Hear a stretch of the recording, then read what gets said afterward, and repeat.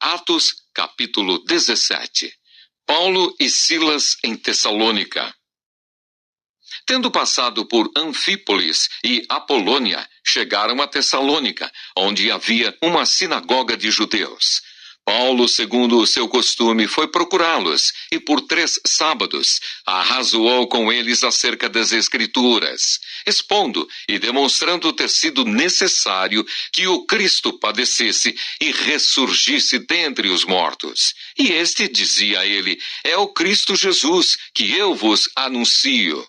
Alguns deles foram persuadidos e unidos a Paulo e Silas, bem como numerosa multidão de gregos piedosos e muitas distintas mulheres.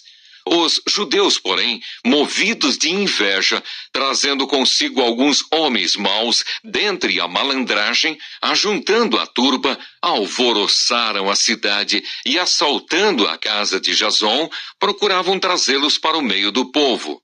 Porém, não os encontrando, arrestaram Jason e alguns irmãos perante as autoridades, clamando: estes que têm transtornado o mundo chegaram também aqui, os quais Jason hospedou. Todos estes procedem contra os decretos de César, afirmando ser Jesus outro rei.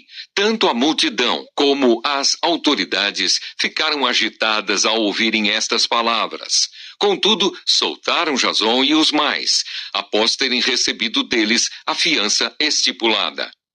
Paulo e Silas em Bereia. E logo durante a noite, os irmãos enviaram Paulo e Silas para Bereia. Ali chegados, dirigiram-se à sinagoga dos judeus. Ora, estes de Bereia eram mais nobres que os de Tessalônica, pois receberam a palavra com toda a avidez, examinando as Escrituras todos os dias, para ver se as coisas eram, de fato, assim. Com isso, muitos deles creram, mulheres gregas de alta posição e não poucos homens.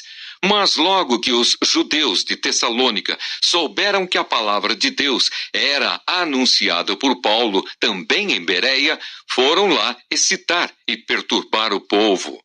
Então os irmãos promoveram, sem detença, a partida de Paulo para os lados do mar. Porém Silas e Timóteo continuaram ali.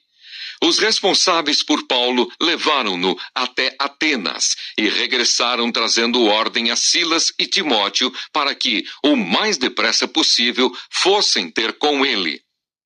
O discurso de Paulo em Atenas. Enquanto Paulo os esperava em Atenas, o seu espírito se revoltava em face da idolatria dominante na cidade.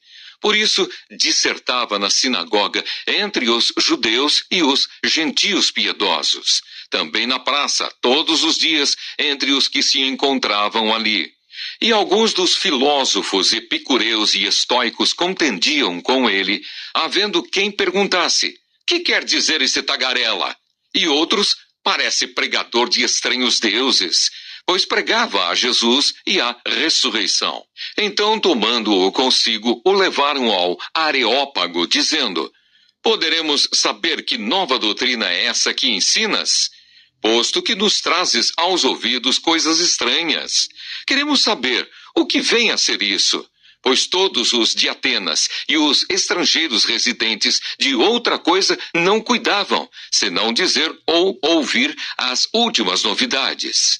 Então Paulo, levantando-se no meio do Areópago, disse: senhores atenienses, em tudo vos vejo acentuadamente religiosos, porque passando e observando os objetos de vosso culto, encontrei também um altar no qual está escrito: ao Deus desconhecido. Pois esse que adorais sem conhecer é precisamente aquele que eu vos anuncio. O Deus que fez o mundo e tudo o que nele existe, sendo ele Senhor do céu e da terra, não habita em santuários feitos por mãos humanas, nem é servido por mãos humanas, como se de alguma coisa precisasse. Pois ele mesmo é quem a todos dá vida, respiração e tudo mais. de um só fez toda a raça humana para habitar sobre toda a face da terra, havendo fixado os tempos previamente estabelecidos e os limites da sua habitação, para buscarem a Deus, se porventura tateando o possam achar, bem que não está longe de cada um de nós, pois nele vivemos e nos movemos e existimos, como alguns dos vossos poetas têm dito, porque dele também somos geração. Sendo, pois, geração de Deus, não devemos pensar que a divindade é semelhante ao ouro, à prata ou à pedra, trabalhados pela arte e imaginação do homem. Ora, não levou Deus em conta os tempos da ignorância.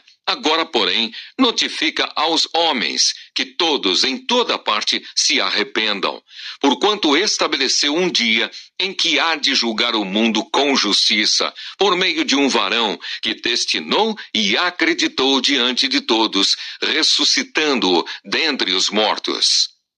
Uns zombam, outros creem. Quando ouviram falar de ressurreição de mortos, uns escarneceram e outros disseram: a respeito disso te ouviremos noutra ocasião. A essa altura, Paulo se retirou do meio deles. Houve, porém, alguns homens que se agregaram a ele e creram. Entre eles estava Dionísio, o Areopagita, uma mulher chamada Dâmaris, e com eles outros mais.